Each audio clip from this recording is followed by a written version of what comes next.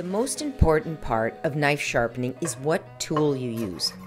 The world of honing and sharpening can be really confusing because there's so many options. Which ones do you choose to keep your knives sharp at home, day to day? Let me break it down for you.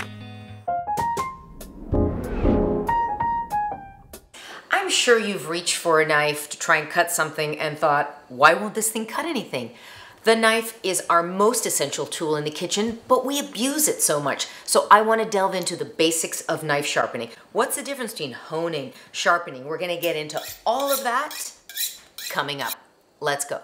If you ask any chef the following question, can I just use your knife for a second?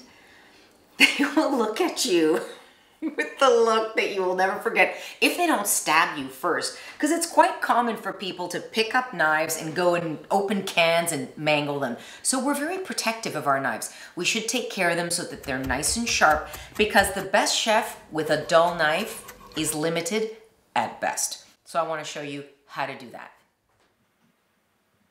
These are 3 popular steels for honing your knives, but technically the one in the middle is the only true steel. Yes, that is honing or balancing your knife's edge. What?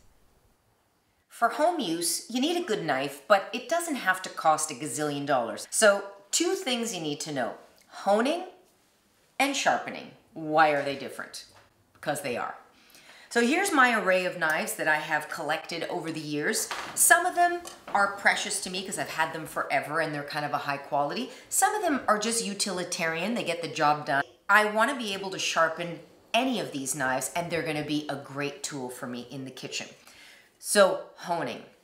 Part of the confusion I think with knife sharpening is what we call things. These are called steels. I've always called them steels, but technically they're a honing rod. But part of the challenge is they're made of different materials. The steel is what you want to use when your knife feels a bit dull and needs rebalancing.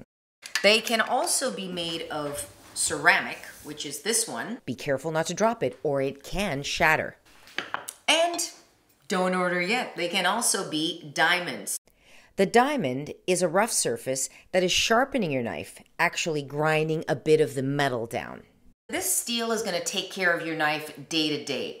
It's kind of like if your knife gets messy on a microscopic level, think of this as like combing your hair, right? The blade gets messy and you're going to comb it or hone it to even out that blade. Let's do some honing.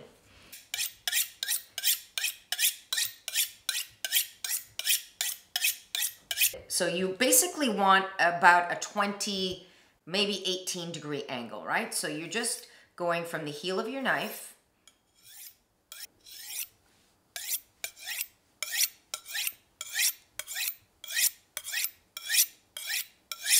So how often should you be using the steel or honing your knife? If you use your knife often, you gotta hone it often. A beginner way of doing that, or when you're learning, is to take some kind of cloth down and actually fasten the steel or the honing rod and start this way. So then you can actually visualize the angle that you want. It's about 18 degrees that I want here. Then you can make sure that it's even on both sides for maybe 6 or 7 times. And then that is what honing looks like. When your knife is too dull, go to the ceramic rod, which is a fine stone that will sharpen or grind down the blade lightly. The diamond edge removes the most metal from your knife and should be used less often. It's sharpening it. After using either a ceramic or diamond edge, you should hone the knife with the true steel. So to recap, steels are used to hone or rebalance your knife's edge. You use them regularly. What's the difference between honing and sharpening? Honing rebalances your knife's edge without removing any of the metal, but sharpening creates a whole new edge and removes some of the metal in the process. So, thank you for joining me on a sharp episode of how to keep your knives sharp in the kitchen. I'm Christine Cushing. Please like, subscribe. Let me know what your thoughts are on knives. See you next time.